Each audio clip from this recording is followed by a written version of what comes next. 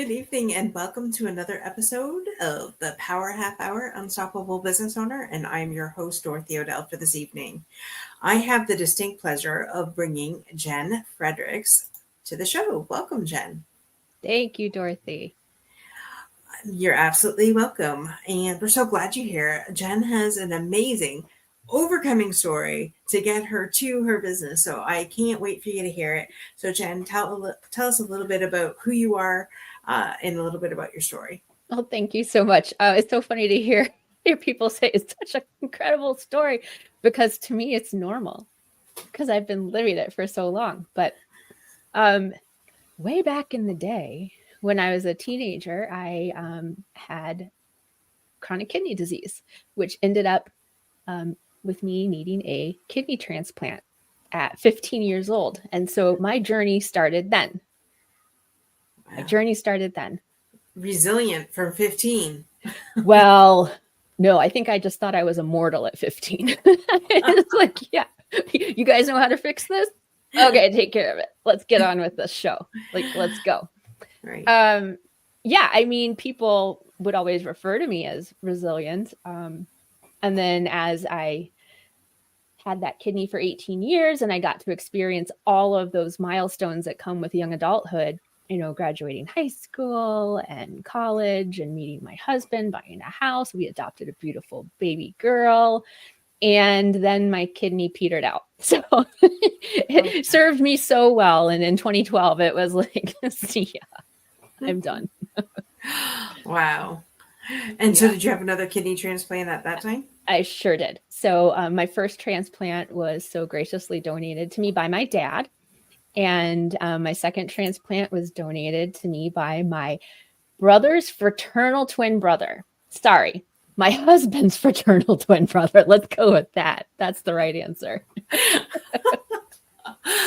Wow. Yeah. That is so something. I really lucked out on that one. I picked the right husband who then had the right brother with the right blood type. So it's been 11 years since that transplant and things are going really, really well. And continued, I guess, building my resilience during that time, but didn't know that's what I was doing. I just thought I, didn't have a choice. And I had a 4-year-old daughter and a husband and a job I loved in marketing and all of that. And so that brings me to my daughter then being diagnosed in 2015 with a chronic life-threatening illness. And at the same time, about a year later, I was still reeling from that. And I get the layoff notice from my marketing job. So I flippantly said to someone, I think it was my mom, well, maybe if I really do get laid off, I'll try out this life coaching thing. Had I ever been to a life coach at that time? Not really.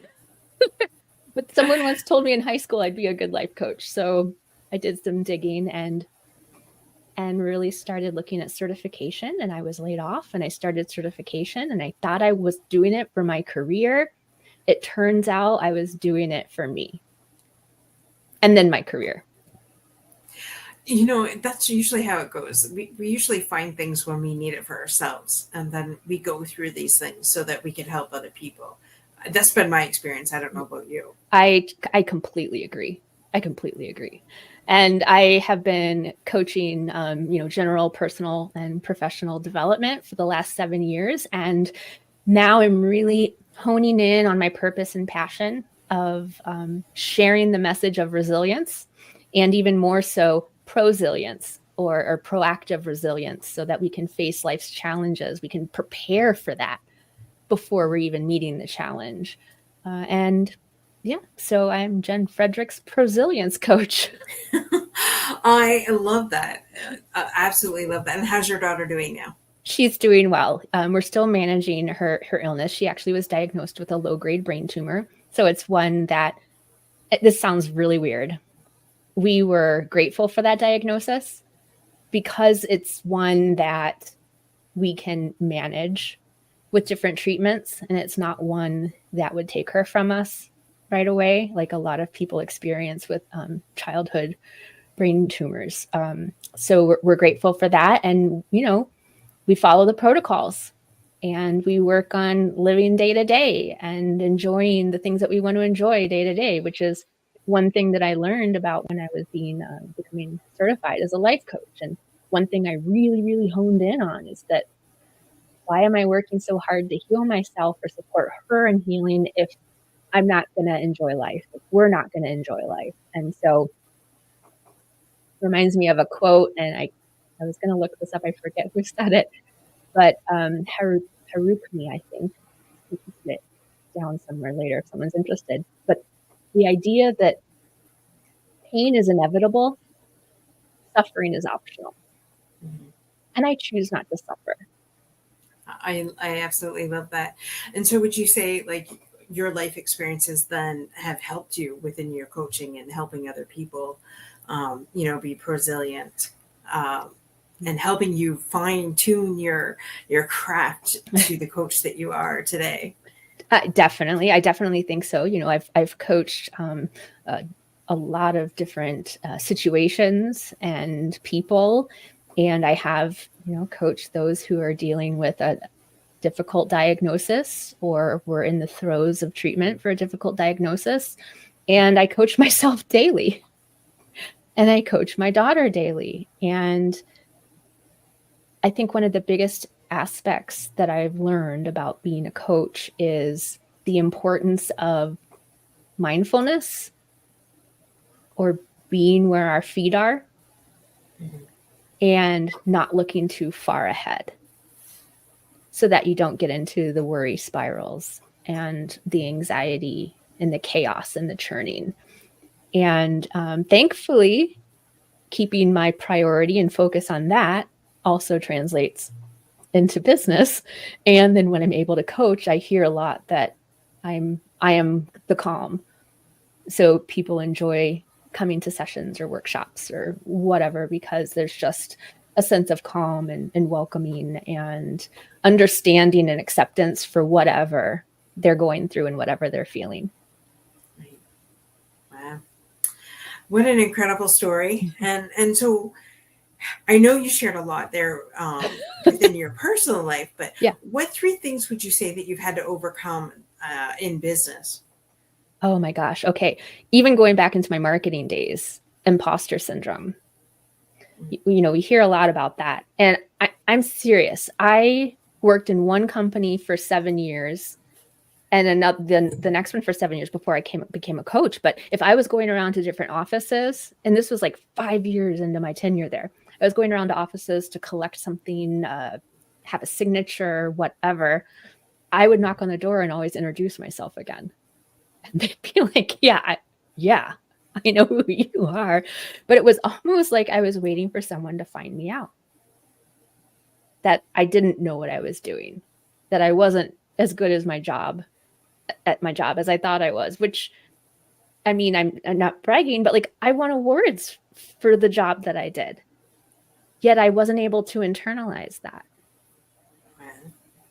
And so working on myself through coaching certification first, but even a couple years after being certified, I'm still like, oh my gosh, are people going to find out that maybe I'm not a good coach, or maybe I just pretend to hold space, or that I care about them? Deep down, I know that's not true, because I hold space and I feel for the person that I'm sharing the session with so deeply. Yet stay in my chair so that they can come to their journey, and not one that I prescribe for them. But I would have to say, yeah, imposter syndrome was a big thing. Learning to trust my intuition, huge. I'd get like intuitive hits all of the time and not follow them in my professional life as easily as I did in my personal life. Mm-hmm. And then you asked for 3, right? Yeah. Yeah. I think that seed that many of us have, that we aren't enough. So trying to prove myself by working and working and working, and defining myself by other people's standards of success. And that one I'm now really revising and thinking about and understanding that Like a lot of coaches say, oh, I'm a 6 or 7 figure coach. That's great. That's not what I want. So then I need to define my own metrics of success in my business. And for me, that would be impact. And for me, that would be bringing calm and helping people find their confidence and enjoying life. So if my clients do that, then I'm off the success meter. Like it's sky high. I absolutely love that. And so pro-resilient coach, tell us a little bit about that. Like what exactly does that mean? Great. Yes. So prosilience stands for proactive plus resilience. And I've worked to adapt the work of Linda Hoops, who's an organizational psychologist and who wrote the book Prosilience, to focus really on my passion, which is guiding patients and caregivers through their marathon or journey. And what prosilience is based on is the idea that we all were born resilient, and there are ways that we can enhance and build that to truly, truly support us in life when micro challenges come up, because those are a great practice field. Like you're in the gym for resilience day to day, but then also for those larger life disruptions or changes or challenges. And there are 4 different building blocks that help you recognize and practice your resilience and building your proactive resilience. Cool. And what are those 4 building blocks? So I'm glad you asked. The first one, which I'm going to preface this by saying, even before that, having some self-awareness is great to understand sort of how you show up in the world and how you're feeling and whatnot. The first building block is calming yourself. And I'm not talking about relaxation. I'm talking more about regulating and being able to calm yourself so that you activate your thinking brain, where you can think clearly and open yourself up to more possibilities when facing a challenge. Now, I also want to say challenges can be neutral, right? They can be good or bad, but you can need resilience when you're looking for something positive, like that next promotion. Mm-hmm. Or some of the things that I've faced with illness, where you've needed resilience or prosilience. So calming yourself, regulation. Second building block is to choose the strategy with which you want to face that challenge. So do you want to reframe it, take something that looks and feels like danger and find a way to look at it that gives it a more positive meaning that allows you to move forward? Do you want to change it or intervene, doing something to make it something you'd like it to be more? Or this is what I kind of do a lot, is accept and adjust and adapt. Accept what is, realize realistically, this is what's happening. And now I'm going to choose how to move forward. And what I choose is the third building block, which is my resilience muscles. So we have 7 of them, and you get to choose which ones you want to use to face a challenge. And lastly, and I think almost most importantly, because I love energy, I love helping people manage their energy. The 4th building block is managing your energy, your physical, your mental, your emotional, and your spiritual energy. Because energy fuels resilience. Ooh, I like that. Energy fuels resilience. I love that. It's funny because I really wasn't one to even realize anything about energy and, what that meant other than like the hydro bill. Right. The hydro, right? Yeah. And I just came across this within the last, I'd say 4 or 5 years. And so it's something that I'm still learning about and something that is, I hear more and more about. There's a lot of different business owners that we've had on the show that talk about energy and, preserving your energy and just how much energy it takes to get through a day or a situation.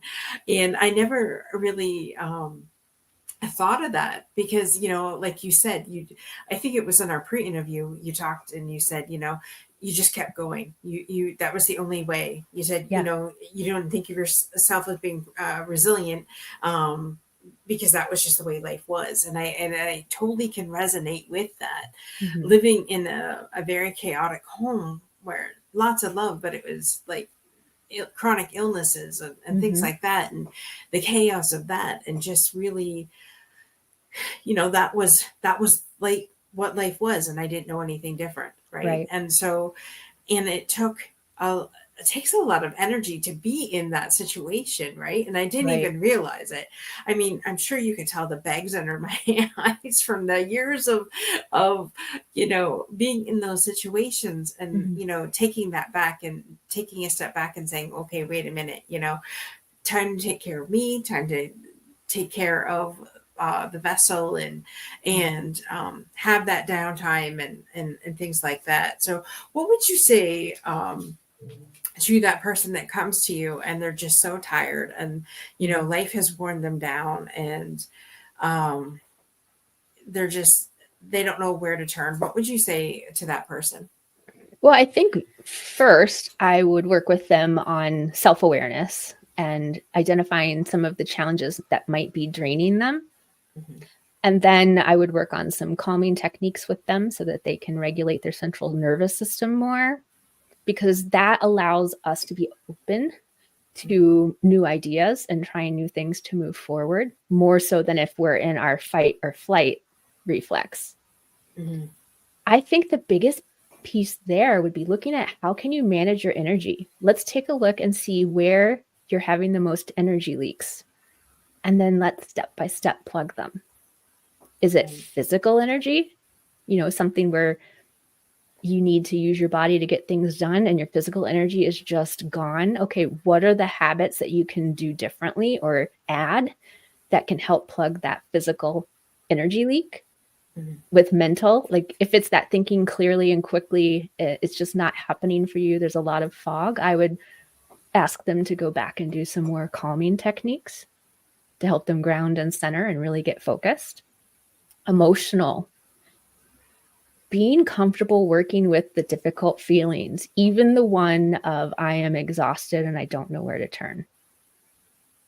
Let's look at some of those feelings and not push them down and not bypass them, but really look at them and see how that is draining your energy and what can we do to plug it, that leak. And then last would be, is there some spiritual energy management that could happen? And that means, how do you connect with a sense of meaning and purpose for yourself and life that can maybe even give you a little bit of spark so that you don't feel so exhausted and tired? Right.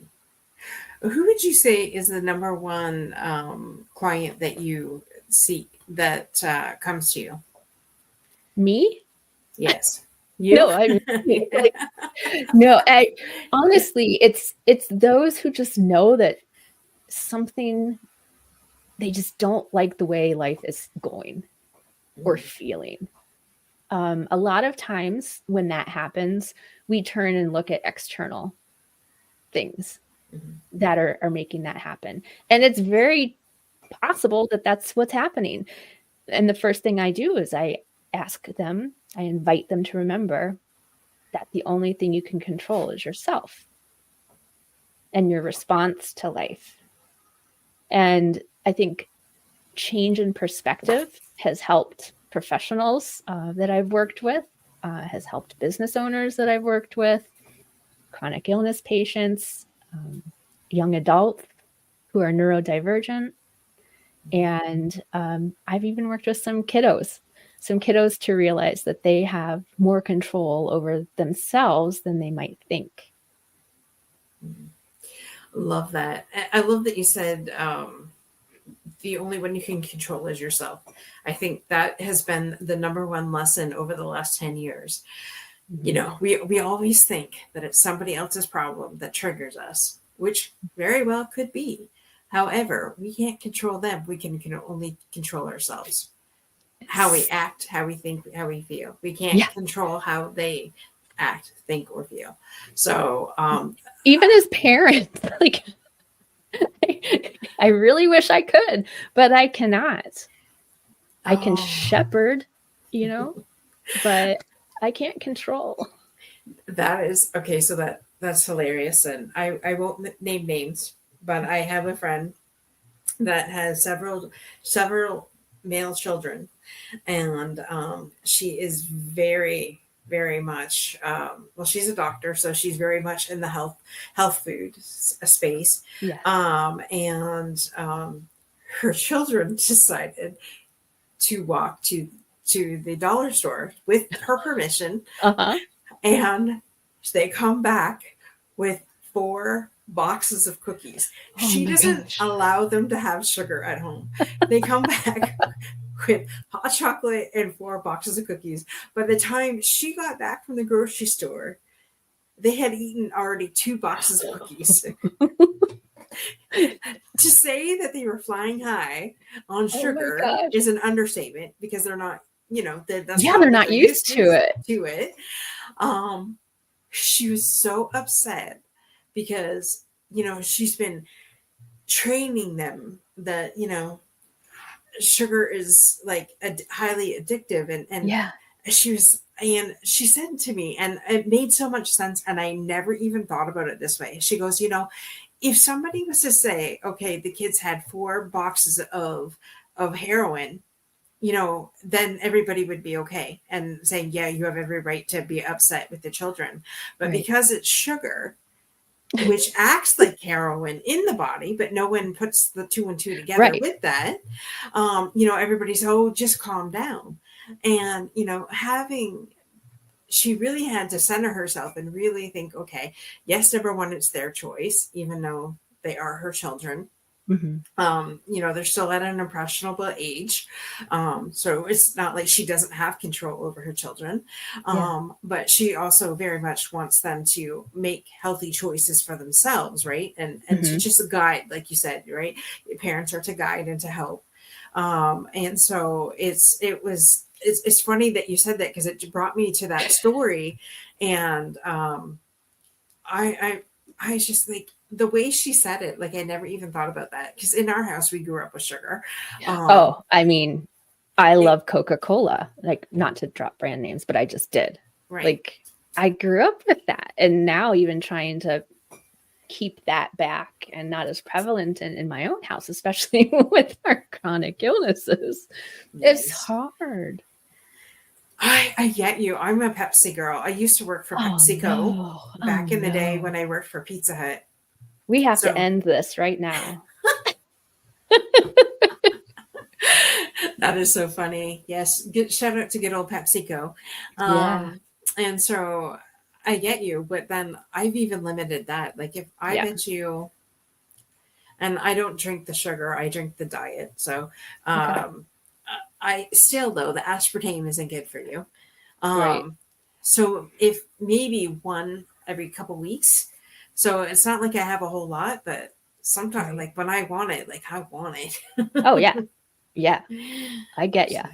So no, I get you. Now the next addictive thing is bubbly. So which is by PepsiCo as well. Okay. So bubbly, if you're listening to this, we would like you to be the proud sponsor of the show. Hear Right that, in, bubbly? right into everybody that's watching, right into bubbly, and tell them that they need to be the sponsor of this show. That would Right. be amazing. They will fuel the offices of the world versus Pepsi for breakfast. It'll be bubbly. Well, Pepsi or Coke for breakfast is just like having coffee. Right? Just a little extra sugar, but I drink my coffee with a lot of sugar. I'm a creamer girl. Okay. It's all Yeah. about the cream. Yeah. Yeah. Oh, I'm not saying I don't have cream too. I have creamer with a lot of sugar. Well, we digress. Oh wow, we it's all in what we like, right? And so I love Totally. that. I love everything that you're doing, Jen. Absolutely Thank love you. it. And I just want to put this up here. Is the best way to get a hold of you at your website there? Yeah, Yeah. my website is great. I'm also on social media, Instagram at jfredwi, or Facebook at Jen Fredrick's Prosilience Coach. And if it's okay, I'd like to invite the listeners that, if you're listening and you're resonating and you're facing a challenge where you feel swirly and turned up and it's difficult to function or focus or think clearly, if you're tired of feeling jumpy, tense, clinched, chaotic, or you're not even sure how you're going to make it through, just DM me. DM me on Instagram or Facebook, the word calm. And I'll share a surefire way to lessen that chaotic feeling and those spiral thoughts and level out the swirl when you're in or facing or getting ready to face a challenge, because we could all use those little reminders. Right.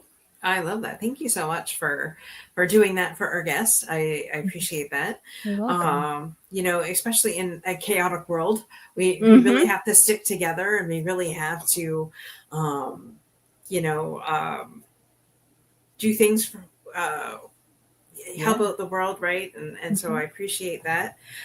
Is there any last tips that you have for our guests, Jen?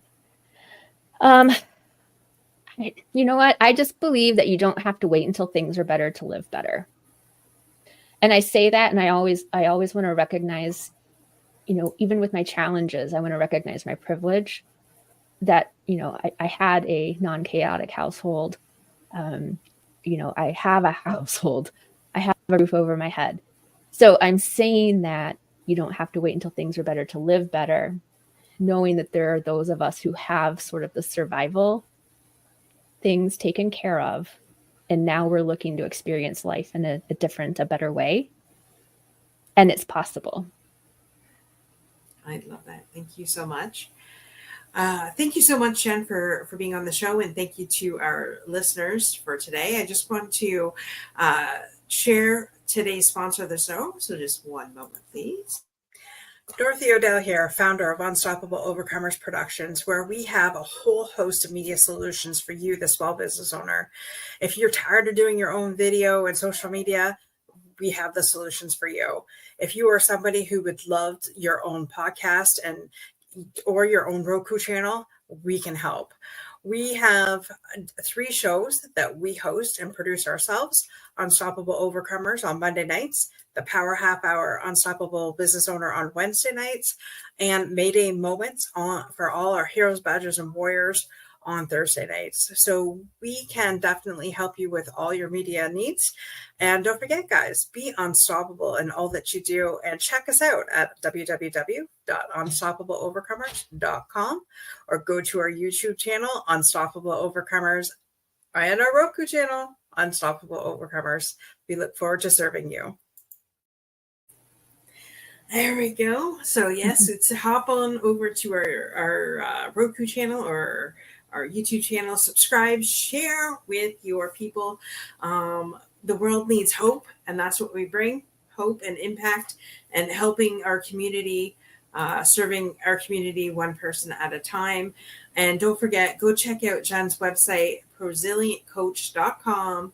And, you know, when you're in that chaotic state, definitely send a message to Jen with the word calm on her social media sites, and she will send you some tips to bring the calm in.